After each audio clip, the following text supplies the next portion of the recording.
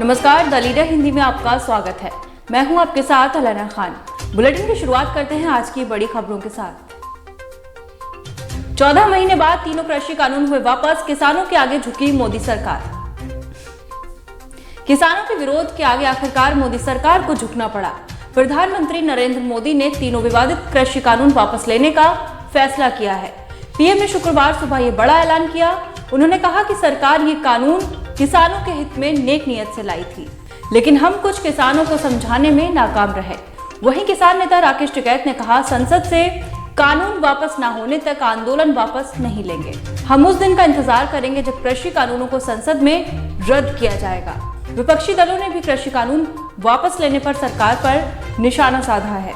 कांग्रेस नेता राहुल गांधी ने कहा कि देश के अन्नदाता ने सत्याग्रह से अहंकार का सर झुका दिया। अन्याय के खिलाफ ये जीत मुबारक हो। जय हिंद का किसान। सपा प्रमुख अखिलेश यादव ने कहा कि अमीरों की भाजपा ने भूमि अधिग्रहण व काले कानूनों से गरीबों किसानों को ठगना चाहा। कील लगाई, बाल खींचते कार्टून बनाए, जीप चढ़ाई, लेकिन सपा की पूर्वांचल की विजय यात्रा के जन समर्थन से डरकर काले कानून वापस ले लिए। भाजपा बताए सैकड़ों किसानों की मौत के दोषियों को सजा कब मिलेगी। कृषि कानून वापसी पर विपक्ष के बयान, चुनाव में हारने का दिख रहा डर। आखिरकार पिछले करीब 1 साल से किसान आंदोलन की वजह बने तीनों विवादित नए कृषि कानून केंद्र सरकार ने वापस ले लिए हैं। शुक्रवार को प्रधानमंत्री नरेंद्र मोदी ने इसका ऐलान किया है, तो विपक्ष ने इसे लेकर जमकर हमला बोला। कांग्रेस महासचिव प्रियंका गांधी ने कहा कि 600 से अधिक किसानों की शहादत, 350 से अधिक दिन का संघर्ष। नरेंद्र मोदी जी, आपके मंत्री के बेटे ने किसानों को कुचलकर मार डाला। आपकी पार्टी के नेताओं ने किसानों का अपमान करते हुए उन्हें आतंकवादी, देशद्रोही, गुंडे, उपद्रवी कहा। आपने खुद आंदोलनजीवी बोला, उन पर लाठियां बरसाई, उन्हें गिरफ्तार किया। अब चुनाव में हार दिखने लगी तो आपको अचानक इस देश की सच्चाई समझ में आने लगी कि ये देश किसानों ने बनाया है, ये देश किसानों का है, किसान ही इस देश का सच्चा रखवाला है और कोई सरकार किसानों के हित को कुचलकर इस देश को नहीं चला सकती। आपकी नियत और आपके बदलते हुए रुख पर विश्वास करना मुश्किल है। किसान की सदैव जय होगी। कांग्रेस प्रवक्ता सुरजेवाला का कहना है कि इस फैसले के पीछे 5 राज्यों के चुनाव में हारने का डर दिख रहा है।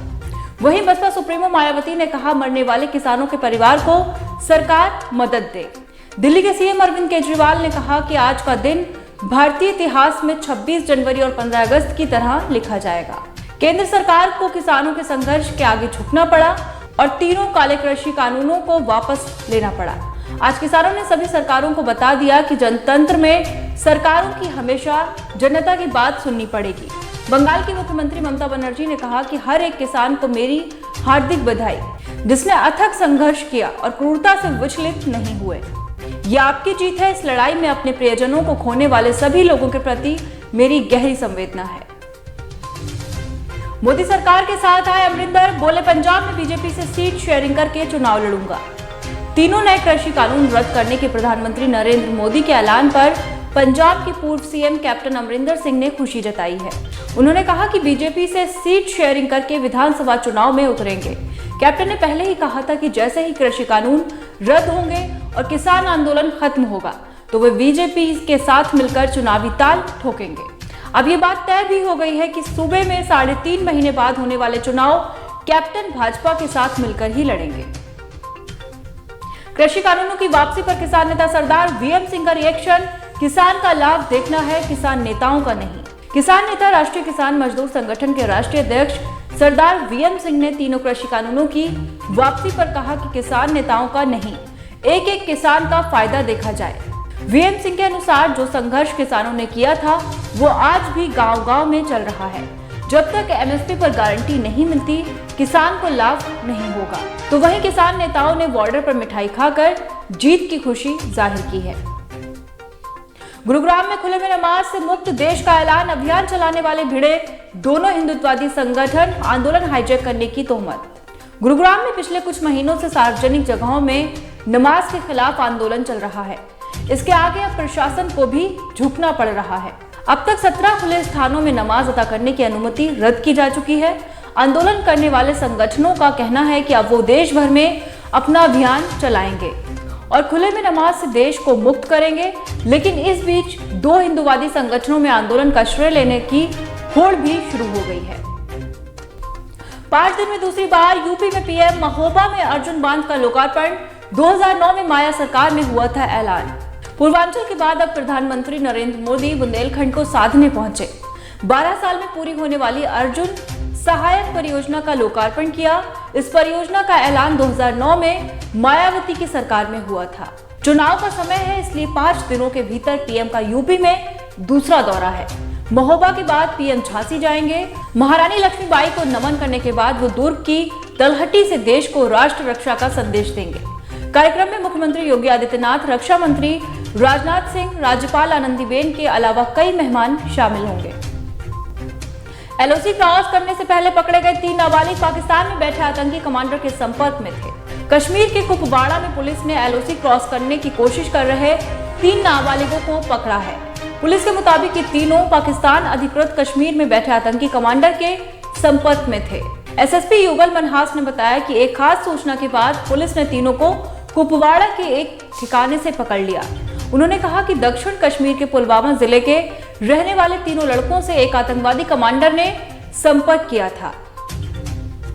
भारत वर्सेस न्यूजीलैंड दूसरा टी20 आज सीरीज जीतने के इरादे से उतरेगी रोहित एंड कंपनी।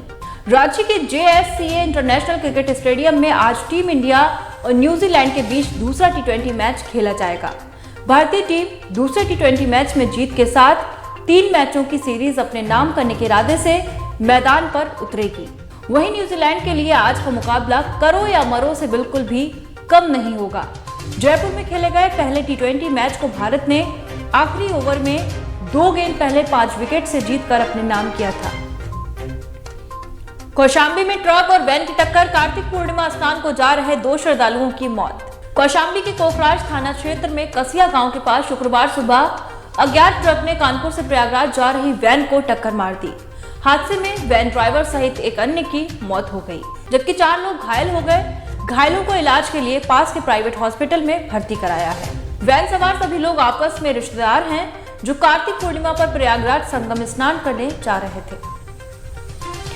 एशेज से पहले ऑस्ट्रेलिया को बड़ा झटका, टीम के कप्तान टिम पेन ने दिया इस्तीफा। एशेज सीरीज शुरू होने में अब बहुत कम समय बचा है। उससे पहले ऑस्ट्रेलिया की क्रिकेट टीम को बड़ा झटका लगा है। टीम के कप्तान टिम पेन ने कप्तानी से इस्तीफा दे दिया है। इस बात की पुष्टि क्रिकेट ऑस्ट्रेलिया ने भी की है। पेन का ये फैसला एक ऑफ फील्ड घोटाले के सामने आने के बाद आया है। पेन ने 2017 में क्रिकेट तस्मानिया में एक महिला सहकर्मी को अश्लील मैसेज भेजे थे। बोर्ड ने पेन का इस्तीफा स्वीकार कर लिया है और अब एक नया टेस्ट कप्तान नियुक्त किया जाएगा। और फिलहाल इस बुलेटिन में इतना ही। बाकी तमाम देश और दुनिया की खबरों के लिए द लीडर हिंदी को सब्सक्राइब करना बिल्कुल ना भूलें। शुक्रिया।